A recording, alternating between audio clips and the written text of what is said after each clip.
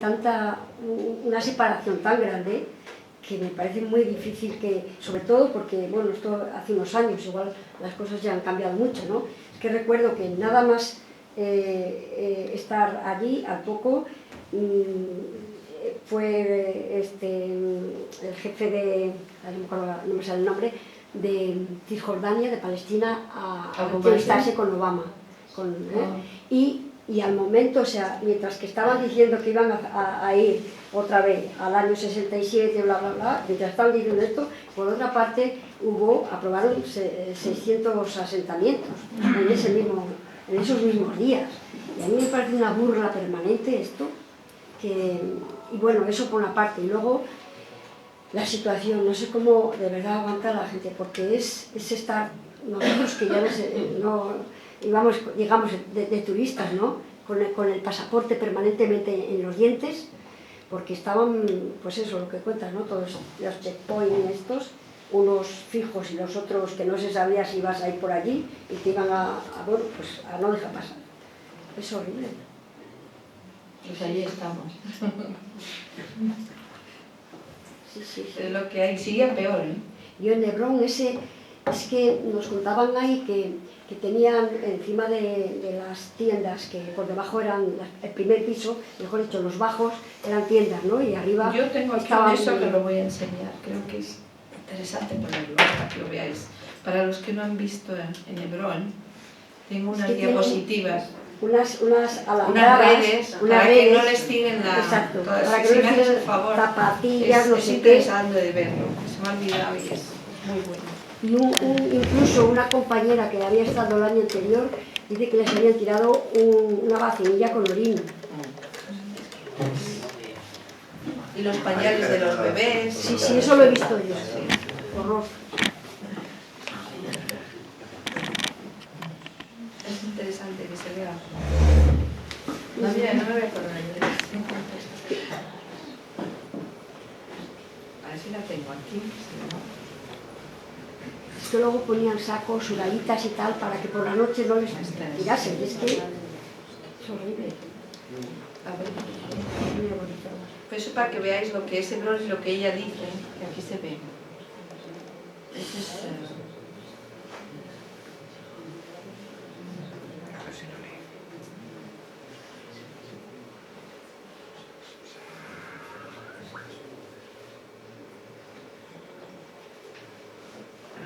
Aquí estamos. Vale, pues ahora lo vamos a poner.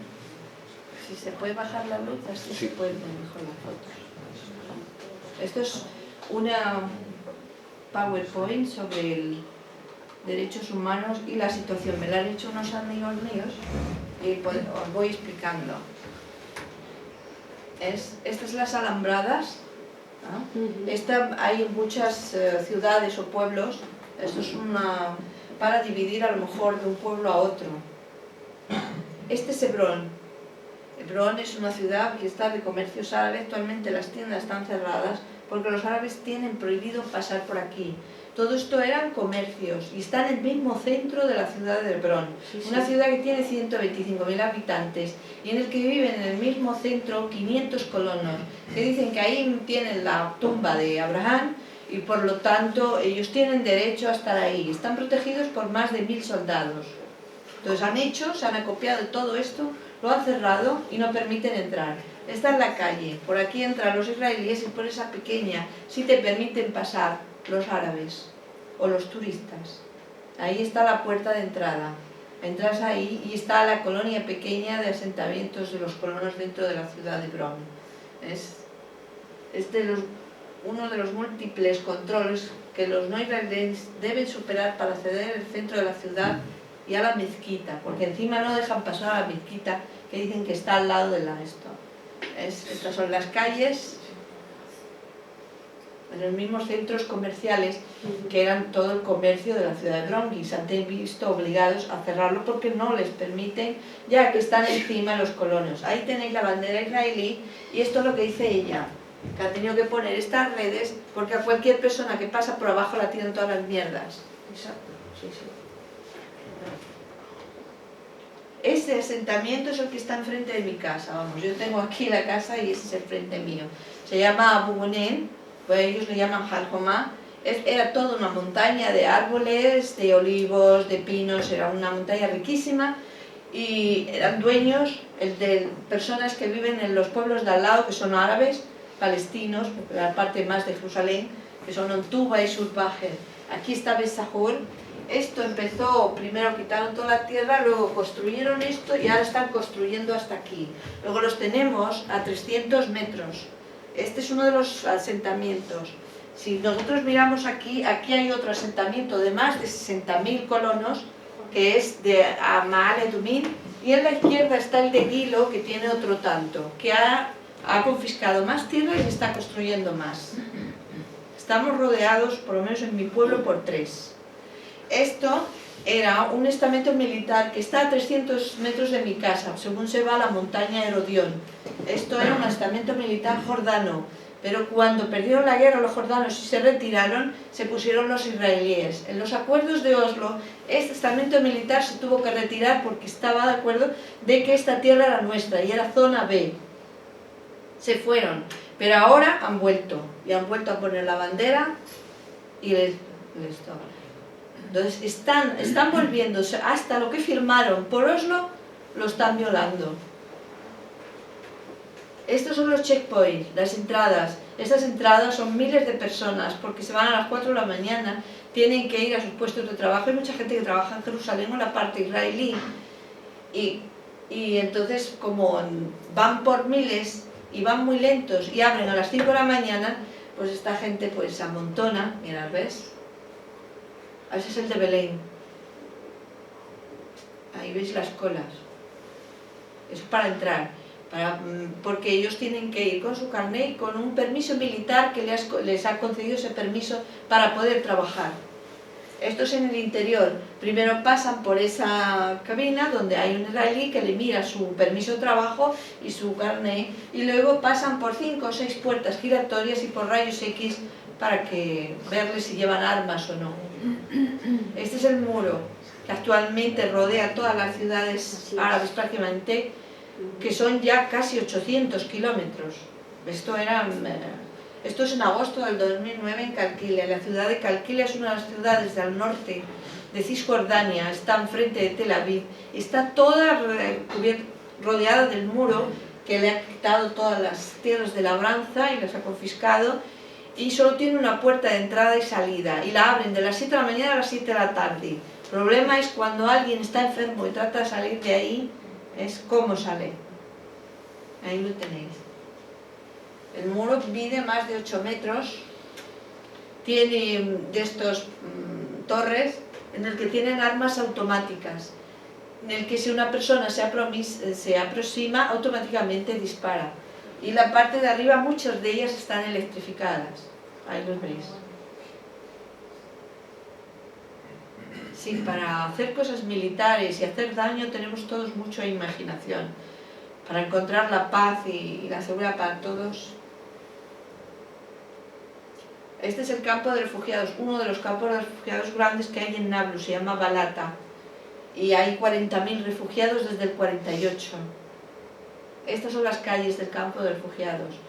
Pues se construyen muchos pegados unos a otros porque hay muy poca tierra y no se puede esto. Estos son enfrentamientos últimos que ha habido en Jerusalén. Ahí los veis, la mezquita del Aqsa.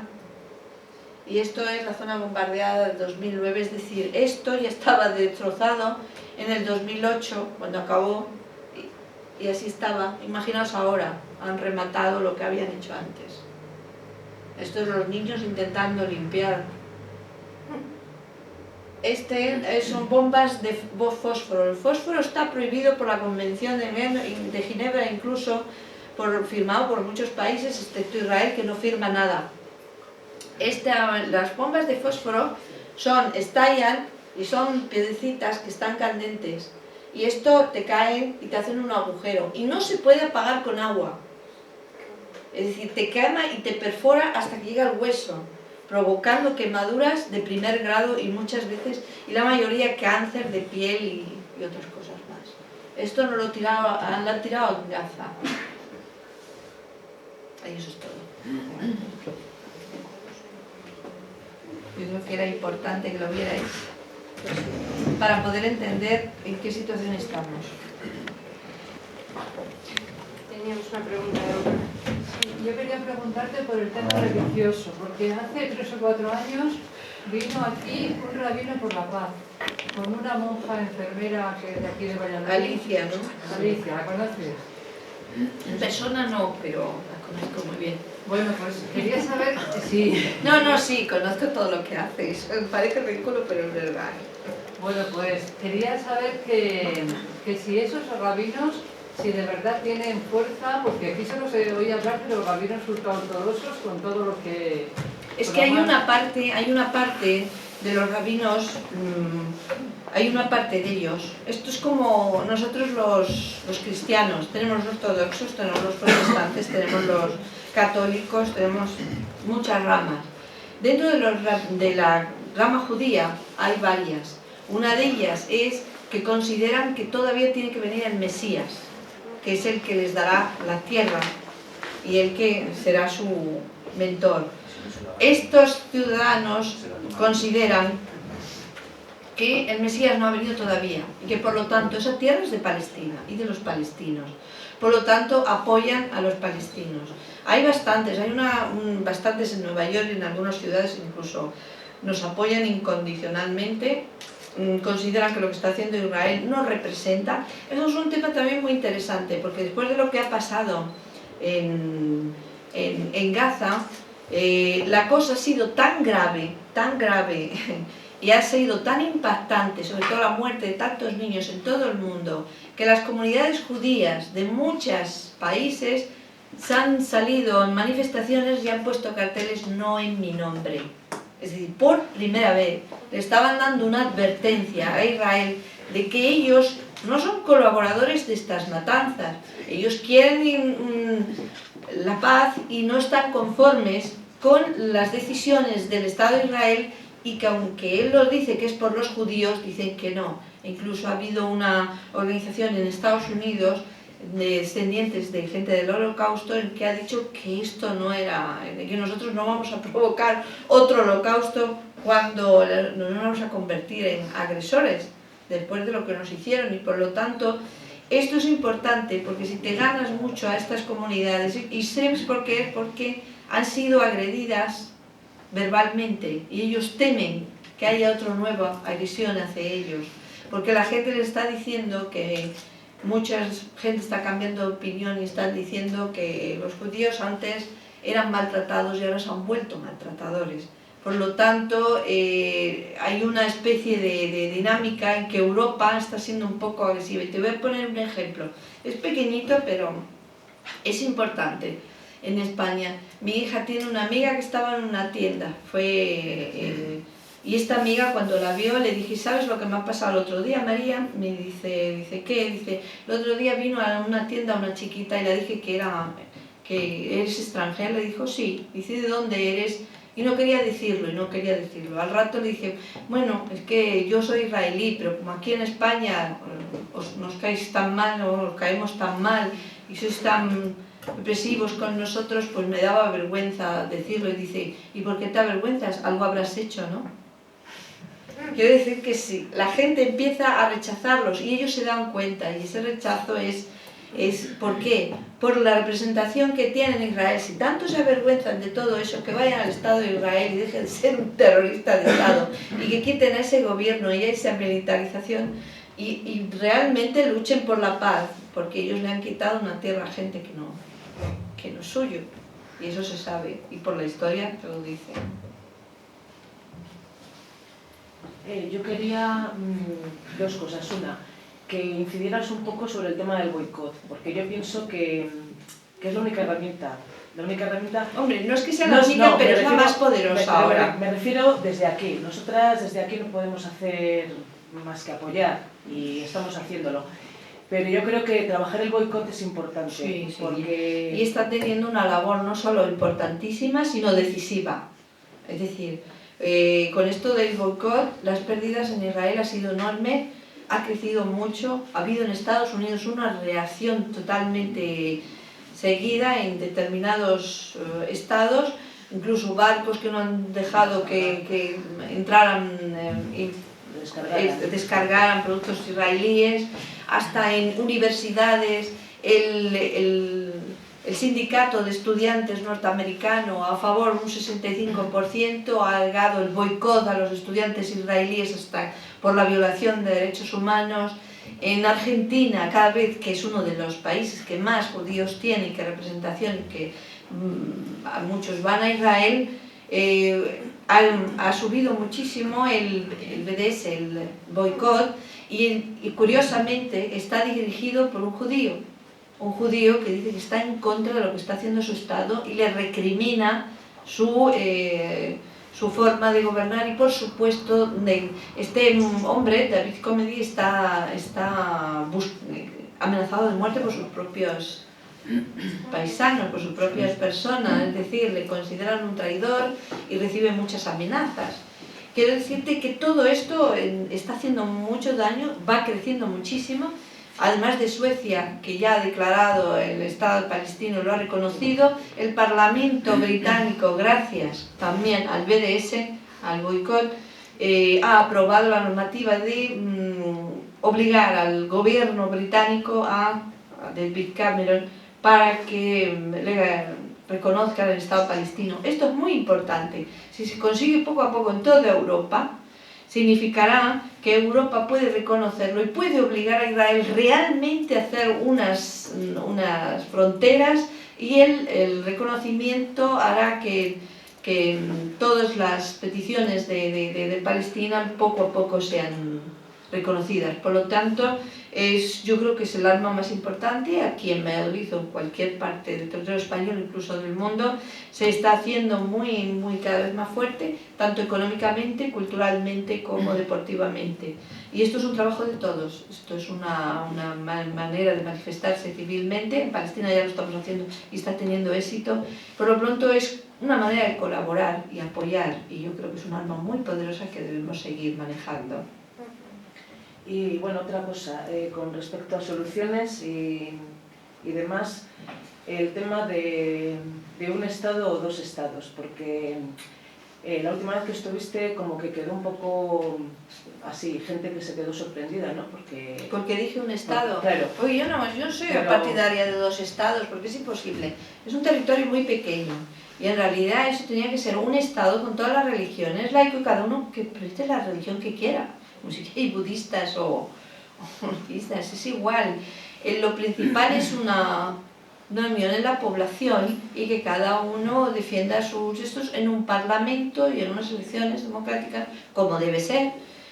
Yo soy partidaria de un Estado. La verdad es que reconozco, porque va a ser muy difícil conseguir que dos Estados ahí, incluso Gaza y Cisjordania dividida, mucho territorio palestino perdido en esto, es bastante, yo lo considero bastante inviable.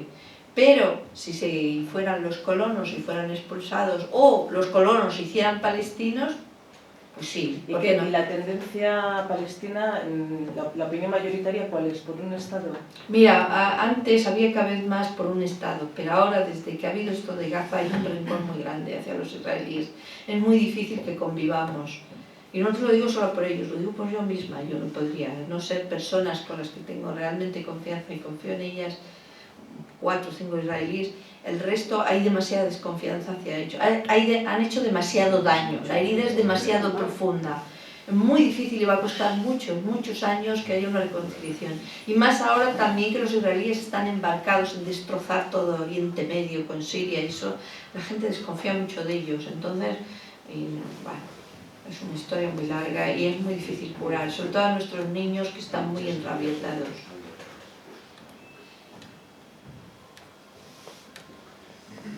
Además, la hipótesis esta que estás hablando ahora de un solo Estado, yo no sé cómo anda el número, digamos, de palestinos y el número de israelíes, pero simplemente a la hora de votar y demás, yo estimo que ganarían siempre los israelíes. Bueno, eso depende. Si el estatuto de los refugiados es legalizado y se le da pasaporte a los 6 millones de palestinos que está fuera, seríamos 11.700.000 y ellos 6,5 millones. Las cuentas ya no cuadran. Por eso no quieren. Una de las razones por que Israel no quiere negociar es el estatuto de los refugiados.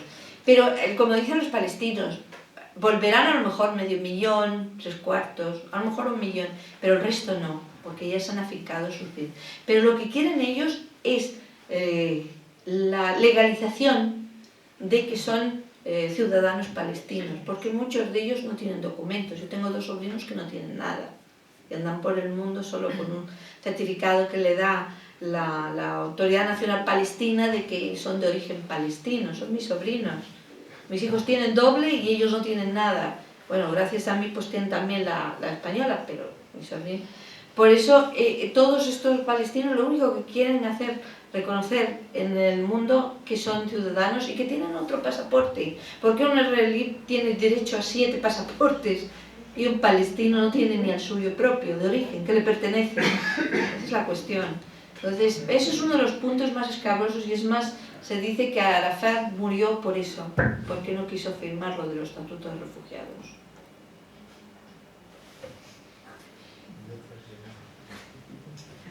Y, perdona, ¿de qué vivís?